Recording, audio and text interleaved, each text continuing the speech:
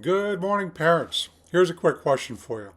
If your child falls down, I'm talking like a smaller child, they fall down while playing, do you rush over, scoop them up? It's like, oh my goodness, is my little boo boo okay? Oh, my poor little baby. Oh, let me hold you so close, give you hugs. Or do you just say, okay, whoops, you okay? Let's get you cleaned up and get on with your day. What if I told you that one reaction could shape whether your kid grows up to be confident and resilient or anxious, needy, and struggling as an adult?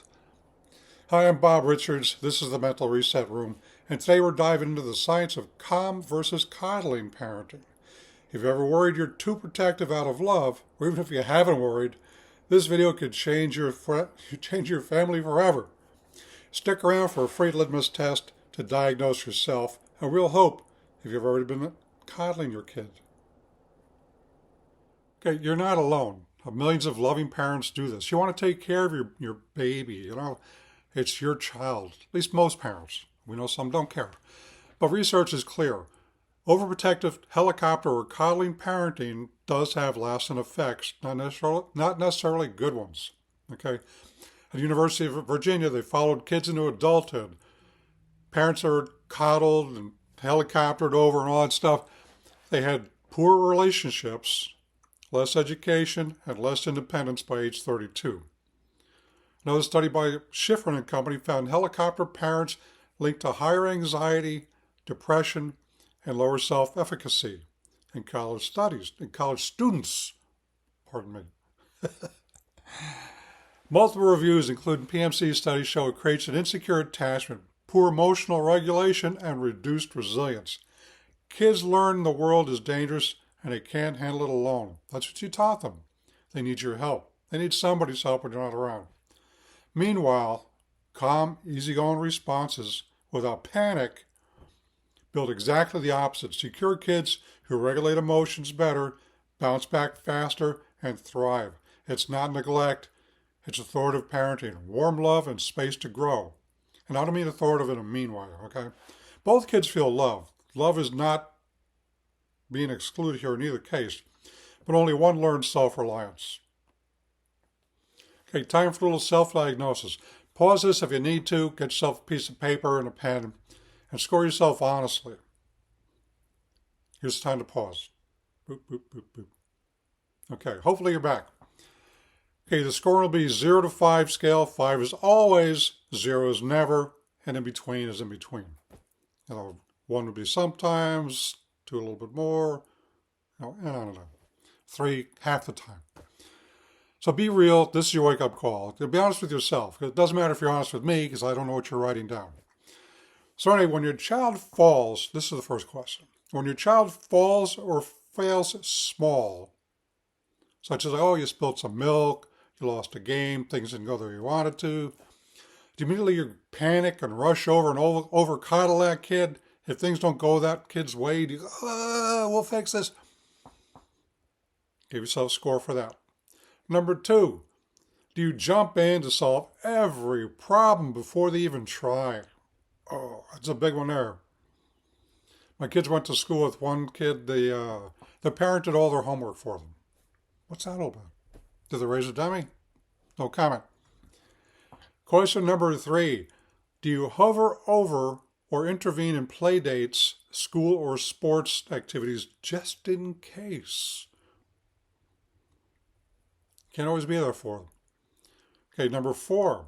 Does the thought of them facing minor discomfort make you anxious? This is understandable, but it's your response is what's important. What's your action? Okay, you can be anxious, keep it inside. Last question, do you struggle to let them fail or feel frustrated without rescuing them? You gotta let them fail once in a while. You gotta let them struggle once in a while. Can't make life too easy for them. So anyway, give yourself a score for that. Okay, if you did the scoring on your paper, 0 to 10, you're calm and balanced. Not so bad. Keep it up. You're doing a great job. 11 to 20, some coddling is creeping in. Time to tweak a little bit, reassess your thing.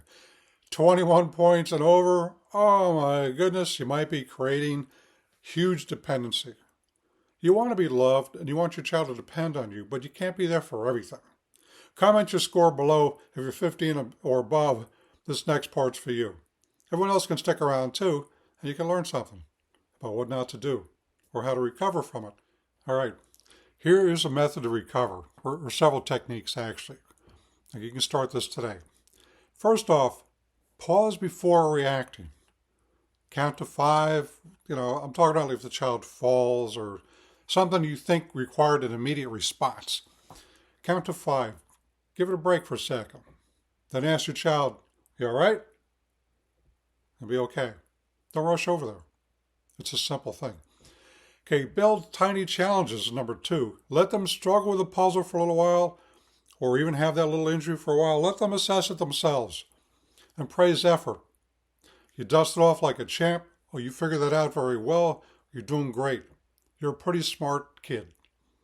Okay, that builds confidence and self-esteem in a child instead of always looking to you for help. Okay, also model calmness. Narrate your own emotions. You can verbalize them low. So I'm a little bit worried, but I know you're going to figure this out. Because they will. Number 4, set boundaries on your anxieties. If you need to, journal your fears. What bothers you most? Do you want to be that protective about your child? Yes, you want them to get into good schools. You want them to be safe and all that stuff. Take those things apart and figure out what you need to do for each of those situations. Separate your worries from their needs. Okay? And the last one, the authoritative shift. Warm validation goes much, much further with gentle instruction. Say, I see you're upset. What's your plan? One of the things I like is guided discovery. Guided discovery is like you don't show the person the answer, the result, the solution. You kind of like guide them along the path so they figure it out for themselves. That's guided discovery. What happens with that is, one, it teaches independence and it gives them confidence that they can solve problems. It's a big deal. Guided discovery. Okay, you can do this. They can do it too. Whichever way you go with this, consistency wires the brain in a certain direction. So like a little shift in the way you behave and respond and react to what's going on with your child will rewire their brain and your brain too.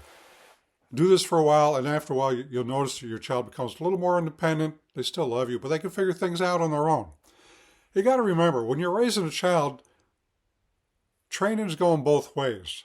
One, the child is training you unconsciously. They don't know it, but they know, if I fall down, I'm going to get ice cream, or I'm going to get hugged. There's nothing wrong with wanting the hugs. But to be constantly needing it could be a problem. On the other hand, you're trying to train your child to be a certain way, and you're just reinforcing the behavior of them being needy.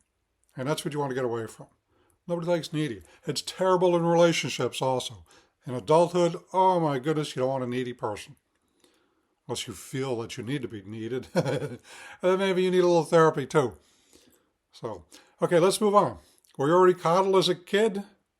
Or you already coddled your kid? There's a huge hope.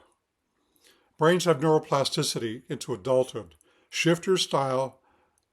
Add therapy, play therapy if needed. I'm not talking about going to the therapist and all that other business.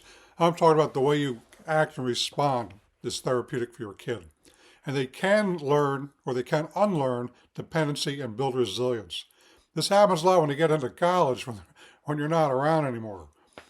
Many adults recover from this exact pattern through awareness and practice, usually through their peers. They learn to mimic the way their friends act. So you're not a bad parent. You love your child. You love your child a lot, I hope. Now love smarter. So if this resonated, go ahead and hit that like, subscribe, and hit that bell for reminders. Drop COM in the comment section if you're committing to this plan. Share with a parent friend. Your village needs this. And thanks for watching the Mental Reset Room. You got this.